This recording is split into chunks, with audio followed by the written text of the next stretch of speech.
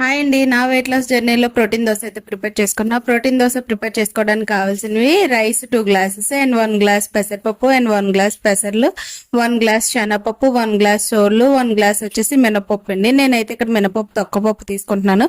So ఇప్పుడు ఈ 6 items కూడా ఫుల్ గా వాష్ చేసుకుని ఒక 7 to 8 hours అయితే నానబెట్టుకోవాలి. నేనైతే మొత్తం కూడా నీట్ గా వాష్ చేసుకుని అయితే ఇప్పుడు వాటర్ వేసి అయితే నానబెట్టుకున్నాయి. ఈ ప్రోటీన్ దోశ అనేది మన ఒకరికే కాదండి, ఇంట్లో పిల్లలకి పెద్దవాళ్ళకి అందరికి ఇచ్చినా కూడా హెల్త్ చాలా మంచిది. సో అందుకని చెప్పేసి యాక్చువల్ గా నేను లాస్ట్ లో మెంతులు మర్చిపోయినా, మెంతులు కూడా మీకు చూపించేసుకుంటున్నాను.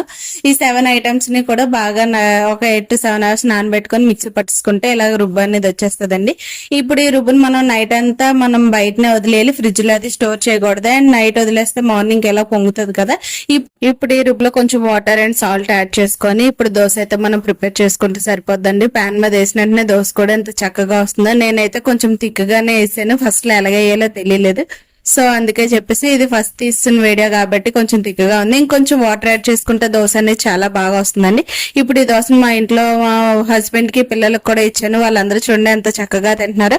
హెల్త్ కూడా చాలా మంచిది ప్రోటీన్ దోశ అనేది. మనకైతే ఫస్ట్ నుంచి ఎలాగో అలవాట్లేదు, మన అలవాట్లు పిల్లలకు రాకుండా వాళ్ళకి ఫస్ట్ నుండి హెల్తీగా పెంచాలి కాబట్టి వాళ్ళు హెల్తీ ఫుడ్ ఇవ్వాలి. ఇదేనండి వీడియో. ఈ వీడియో కనుక నచ్చితే like, share and subscribe. Thanks for watching.